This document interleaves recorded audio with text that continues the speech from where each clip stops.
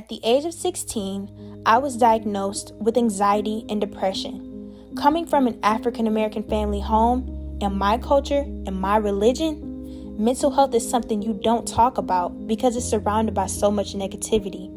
At a young age, we are taught to be strong like our ancestors. If they got through it, we can get through it, and you will pray your way through it. But sometimes the weight of the world is just so much, and we need help. We need more. And with the resources available to us, why don't we take advantage? I was able to break a generational curse and bring awareness to my own family about mental health. Before my mother chose to seek help, I was afraid of the labeling by my family and friends. I didn't know there were this many free resources available to me. The purpose of this project is to not only discover why mental health is surrounded by so much negativity, but to bring positivity and awareness to the topic.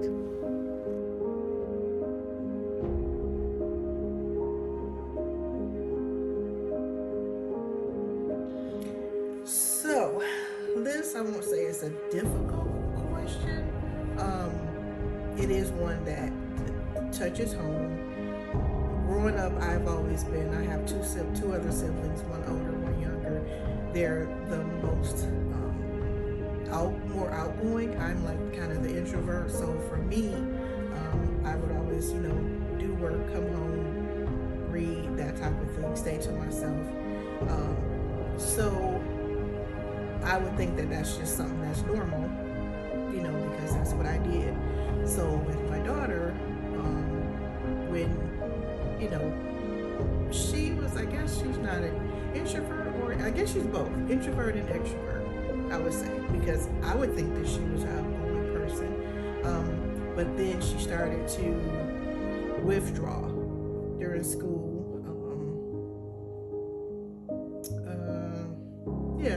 Withdraw, I guess, for school.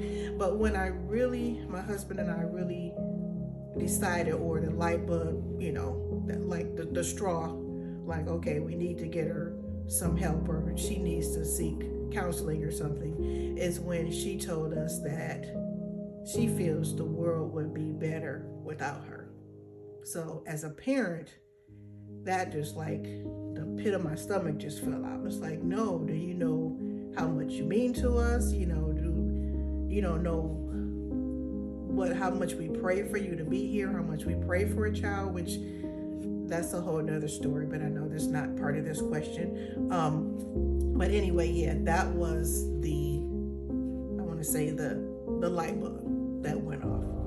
So we know that was something that we couldn't, even though we still continue to pray, of course, but it's just something that we needed to bring in some, the experts as far as her talking to someone. As we look at the correlation between my topic and my disciplinary lens, social sciences is one that plays a major role in mental health, specifically psychology, which falls under this umbrella. Psychology is what aspiring therapists study in order to obtain their degrees. In my 10th grade year, I had changed schools to Southfield A&T. That's when I reached my breaking point. In my school, we had a therapist or a psychologist, but the only way you had access to that resource was due to bad behavior, for example, being put out of class. Why is this even the case? If I need access to that free resource, I should be able to make an appointment, sit down, and talk. The mental health conversation doesn't start in our homes. It should definitely start in our schools. We're here 24/7, and all we hear about is schoolwork. Not how's your mental, how's your day going, how are you feeling, or if I get a bad grade on an assignment, it's what happened to you, not what's going on in your mind.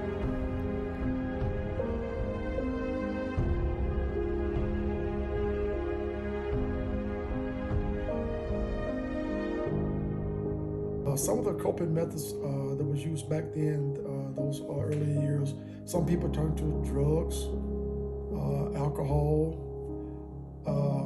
just to cope, smoking, a lot of those things, was soothing to people with mental health issues. So that's what they use as coping mechanisms. My second disciplinary lens is humanities. Music, art, and history fall under this umbrella. Music and art is what I use to cope with my mental health issues, specifically through the gift of dance. When I was dancing, I felt like I was in my happy place, and it's when I felt the most sane. But as soon as I came off the dance floor, the world went back to normal, which then led to me using smoking as a coping method. It allowed my mind to stop thinking for a second and put the world on pause.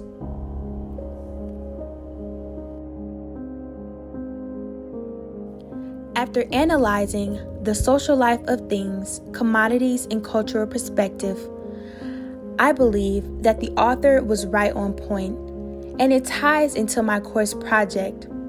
You see, we're so accustomed to what society may think about a specific topic or a specific object, and it has shaped our culture today to the point where we may think that if it's not the norm, then it's not accepted. It is time to start taking our mental health just as serious as our physical health.